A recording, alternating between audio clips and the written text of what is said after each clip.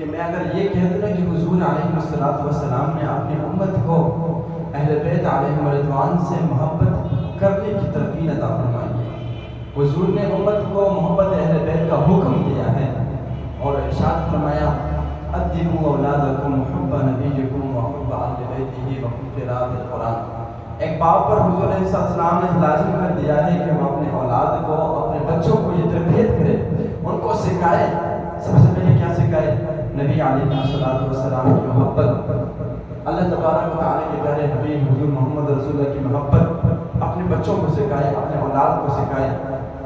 پھر اس کے بعد وحب اہل بیتہ، نبی علیہ السلام کی محبت کے ساتھ ساتھ ایک باپ کی یہ ذمہ داری ہے، یہ ڈیوٹی ہے کہ وہ نبی علیہ السلام کی محبت کے ساتھ ساتھ حضور کے اہل بیت کی محبت جو ہے وہ اپنے بچوں کو سکھائے۔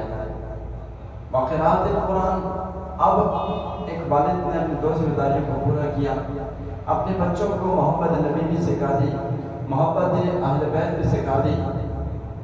تو اب اس کی جو تیسری ڈیوٹی ہے وہ یہ ہے کہ وہ اپنے بچوں کو، اپنے اولاد کو قرآن پاک کو پڑھنا سکھائے۔ نبی علیہ السلام نے ارشاد فرمایا خیرکم من تعلم القرآن وعلمہ، کہ تم میں سے بہترین شخص وہ ہے جو خود قرآن سیکھے اور دوسروں کو سکھائے۔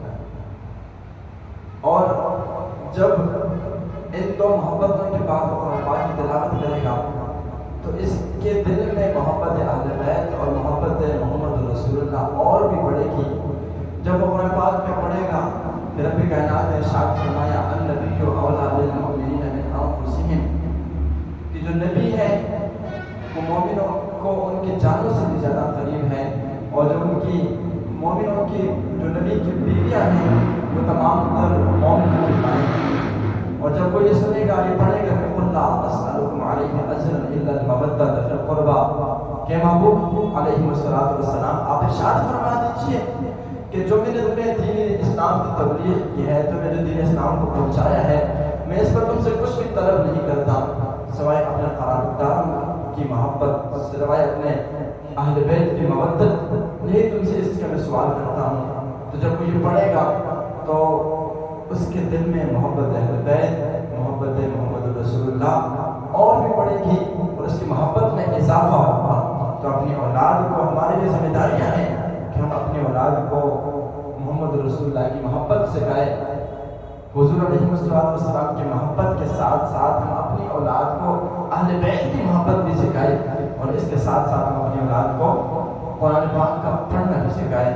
میرے بھائیوں، ہر بندہ اپنے اوپر جو غور و فکر کرے کہ کیا میں اپنی ذمہ داری کو پورا کر رہا ہوں یا نہیں کر رہا۔